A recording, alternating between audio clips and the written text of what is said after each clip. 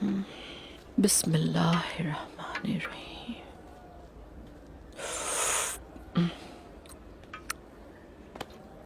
आपने मुझे बुलाया था गजल खातून?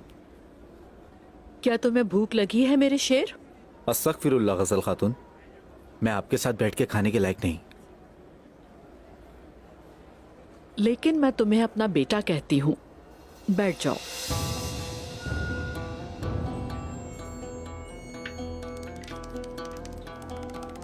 मेरी बात को हवा में मत उड़ाओ।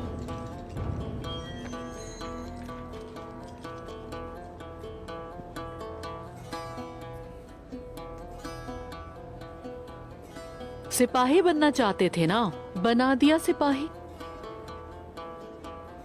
नायब बनना चाहते थे तो अब तुम साथ हो धुंधार के। मैं तुम्हारी माँ जैसी हूं बेटा।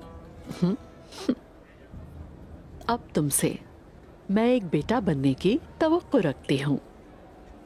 जो आपका हुक्म। मुझे ज्यादा लंबी बात करना पसंद नहीं है। आईगुल ने मेरे साथ जो किया तुम जानते हो।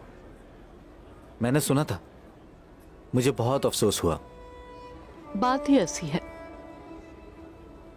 और तुम उन लोगों की तकदीर से वाकिफ हो जो मुझे मारने का सोचते हैं।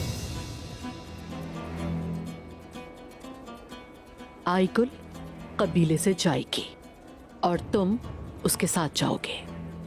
रास्ते में तुम जो जरूरी हुआ वो करोगे और उसकी लाश गिद्धों के लिए छोड़ दोगे। दुंदार साहब को इस बात का पता चला तो वो मेरी नस्ल मिटा देंगे। और उस लड़की का दिमाग काम नहीं करता गजल खातून।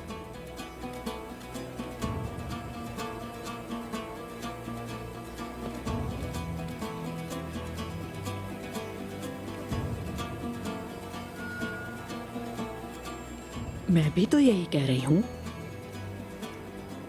उसका दिमाग काम नहीं करता। अगर वो कहीं से गिर गई, खुदा ना खास्ता, और अगर वो किसी पहाड़ी से छलांग लगा दे तो फिर कौन सवाल करेगा तुमसे?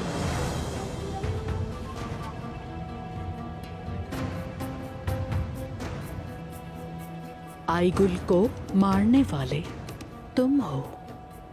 ये बात अगर दूनदार ने सुन ली तो वो तुम्हें मार डालेगा। और अगर तुम आईगुल को नहीं मारोगे तो फिर अपने मरने की भीख मांगोगे।